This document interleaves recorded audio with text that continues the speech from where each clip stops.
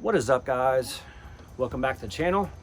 On today's episode, we're going to go ahead and remove pinstripes on Project CB9. As you can see behind me, we've got the final result.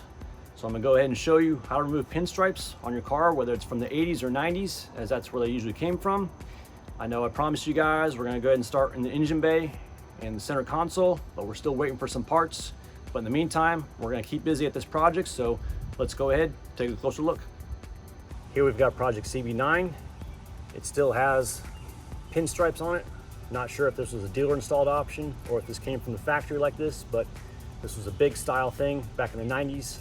I'm not a fan of them, so we're gonna go ahead and take them off, and I'm gonna show you how we're gonna do that. But these are the type that are basically stickers or decals, and we're gonna be using a drill with a rubber wheel attachment, and that's how we're gonna remove these things. So let's go ahead and show you the process of removing these pinstripes. All right, this is the main tool we'll be using. This is my DeWalt drill with a rubber wheel attachment, and I've got it on speed number 1. You do not need high speed on this procedure. So basically what I'm going to be doing is I'm going to be taking this rubber wheel and I'm going to be spinning it, about that speed right there against the paint. And so basically you don't want to leave the rubber wheel in one position at one time, so you kind of just want to work the area, going from left to right, and as the area is dissipated, keep going further down the line, and don't stay in one area. Don't put too much pressure on this, and keep the speed relatively low. Basically, this thing will just flake right off and turn into dust. So just be gentle on the paint. You don't want to take it off too quick at one time.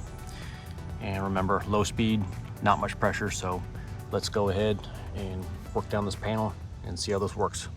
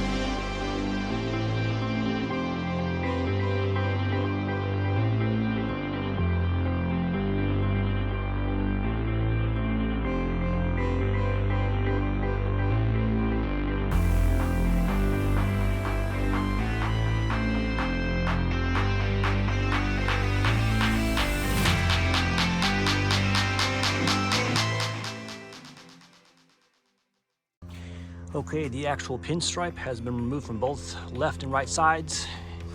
Let me go ahead and show you a close-up of what exactly is going on here. So with the rear quarter and the rear door, we've got a little raised situation. I can kind of feel it with my finger. Also, it's a lot more glossy right here compared to the rest of the body. Same situation on this back door. Now, however, on this front door, in that front fender, the paint is a lot more shiny. So that's just another indication this car was in a front-end collision at one point of its life. This car is a rust-free example. It's getting rare, so that's why we're saving this car. Plus the fact that I like this thing, and I'm basically showing you guys how to revive this CB9 Accord for your entertainment. This is what's going on with the door and the fender.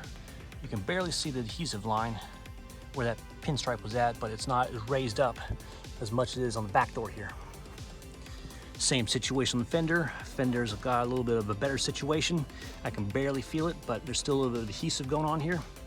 So let me go ahead and show you what's going on with how we're going to try and resolve this situation. Okay, this is my variable speed buffer. This is made by Porter Cable. I've used this on my Acura CL, buffing the paint out. Turned out pretty good right before I put the ceramic coat on. Here's the backing plate, which has got like a Velcro surface to it. And this is the Griot's Garage. Easy compound to work with. Supposedly it's got good results, so we'll see what happens. And obviously the correcting pad itself that goes onto the backing plate. So let's go ahead and get this thing set up and see if this makes any difference or not.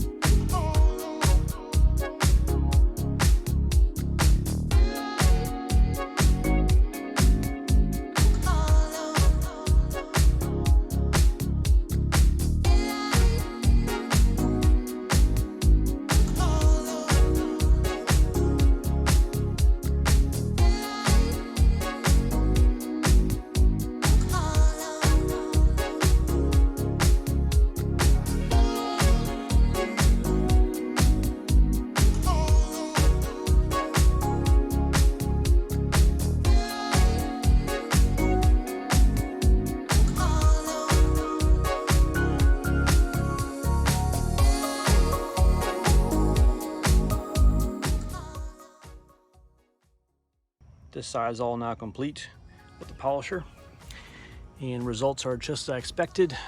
I can still feel the line of where this pinstripe was at on the rear quarter and the rear door. Front door is not as bad, and the front fender is very smooth. This is basically got to be brand new panel and brand new paint. And this, I presume, is probably new paint, original door, just to blend it in. And then this door is original, and that quarter panel is original with original paint. But anyhow, I went ahead and just polished the entire side of the car. Turned out pretty good, not too bad. So polished out great, but you know, we still got issues here on the roof of the car, so we can't ignore that just yet. I didn't even bother polishing the other side of the vehicle because of the fact that I think we need either wet sand this down or taking a more aggressive polishing pad, I think like a wool pad. I'm no expert auto detailer by any means. I'm basically just a do-it-yourself type of guy. But anyhow, I'm pretty sure there's some products out there that will actually take this situation and make it a lot smoother. But anyhow, it's better than it was with the broken up pinstripe. Pinstripe's now off. No more beige pinstripe. I'm a big fan of solid colors on cars, minus, you know, roof colors. I know it's a new trend nowadays, you know, to have like a black roof, but I don't think that will look right with this wagon. It's more for like sports cars and whatnot. If we get to the opportunity, we're gonna paint this car. It's all gonna be Arcadia green pearl, no pinstripe, and just basically keep it OEM. Pretty decent results for removing this pinstripe, even though this paint is 28 years old. I just didn't like to see that beige pinstripe on the side of the car, but you know, you can see it when you get close to the vehicle, but you know, you step back a few feet. So, you know, it's not as bad. So not too bad for a project car. It's coming along. Okay, that's basically how you remove pinstripes in a nutshell on an old car from the 80s and 90s. I'm not quite sure if they actually installed these things in the 2000s, but this might help you out as well. If you guys got any comments on removing pinstripes, please feel free to comment below. I'll do my best to help you out, but keep in mind, this is for the pinstripes that are basically a decal type and not paint on the vehicle. So you might have a different situation that I was working with on my car. Anyhow, we're still waiting for parts on the engine, transmission, and center console, but we're going to continue to chug away on building this CB9. If you guys like this video, please give me a thumbs up. Don't forget to subscribe. Have a great day.